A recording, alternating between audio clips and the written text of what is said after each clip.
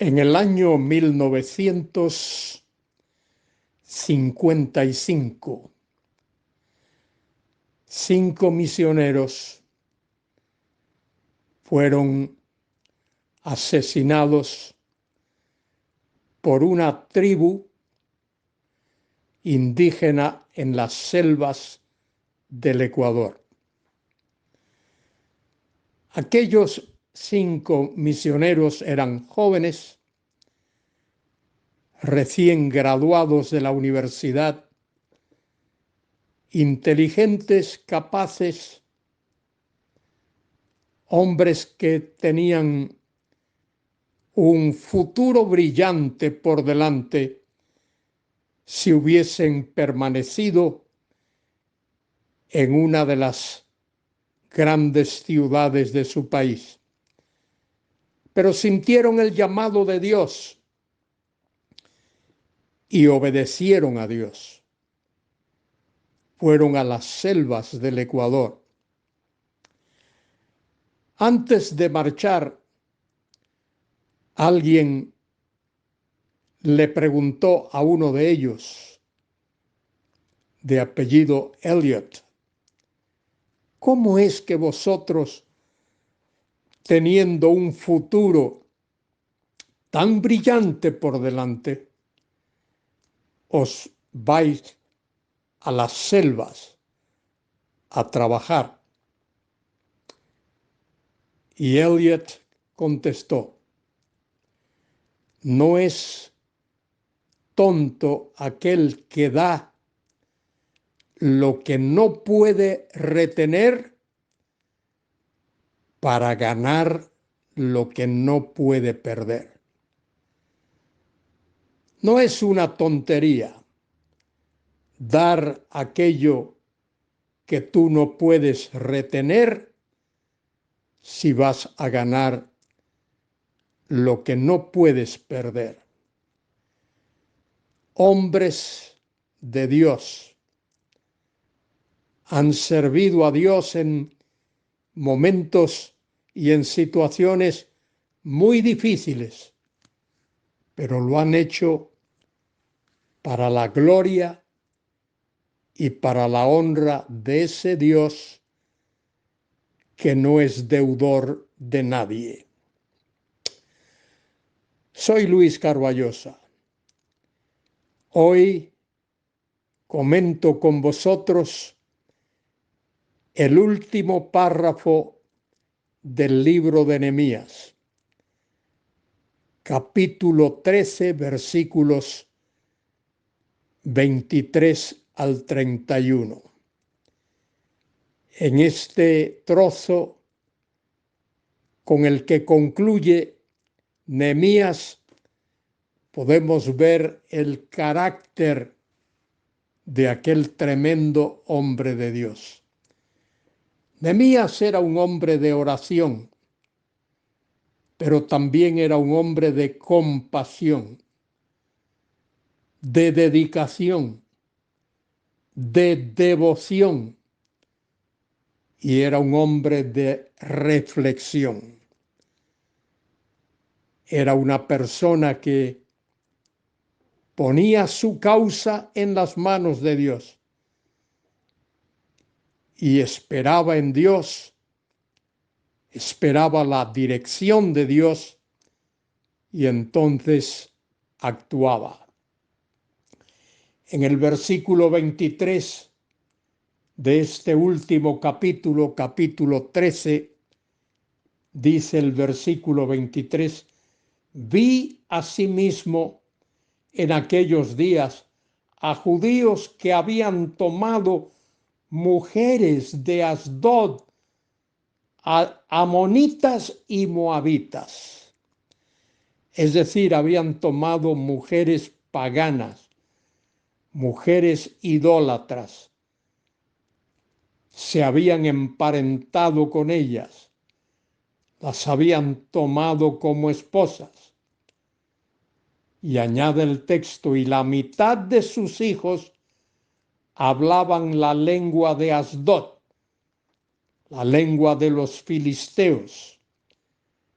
porque no sabían hablar judaico. Judaico ahí es el idioma arameo, el idioma que los judíos hablaban en aquel tiempo, sino que hablaban conforme a la lengua de cada pueblo. El pueblo se había alejado de Dios, por lo menos este sector del pueblo. Y dice el versículo 25, y reñí con ellos.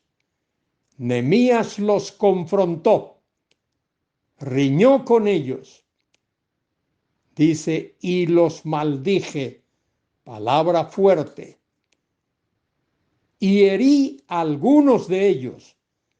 Nehemías, como diríamos en nuestro castizo, le dio varios coscorrones a aquellos que habían faltado a la palabra de Dios. Y les arranqué los cabellos y les hice jurar, diciendo, no daréis vuestras hijas a sus hijos, ni tomaréis de sus hijas para vuestros hijos, ni para vosotros mismos.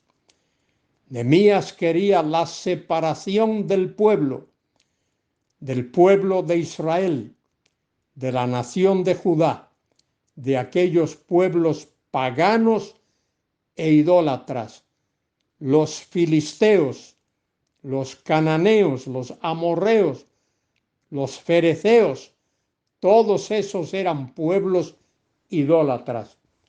Y añade el versículo 26, Nehemías apela a la historia. ¿No pecó por esto Salomón, rey de Israel? Bien que en muchas naciones no hubo rey como él, el sabio Salomón, el rey más sabio que ha existido en la historia, que era amado de su Dios, y Dios le había puesto por rey sobre todo Israel. Aún a él le hicieron pecar las mujeres extranjeras. Salomón quería tener paz en su reino y contrajo matrimonio con todas las princesas que había alrededor. 700 esposas y 300 concubinas. Pero esa fue su ruina. Esas mujeres introdujeron la idolatría en el reino e hicieron caer a Salomón en pecado. Versículo 27 dice, y obedeceremos a vosotros para cometer todo este mal tan grande de prevaricar contra nuestro Dios, tomando mujeres extranjeras.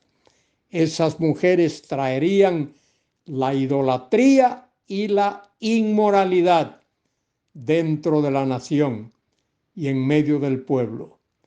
Y uno de los hijos de Joiada, hijo del sumo sacerdote Eliasib, era yerno de Sanbalat, horonita.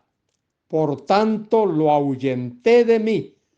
¿Os acordáis de aquellos tres, Sanbalat, Tobías y Gesén? Estos eran idólatras, paganos, totalmente contrarios a la ley de Dios. Y Nehemías los ahuyentó.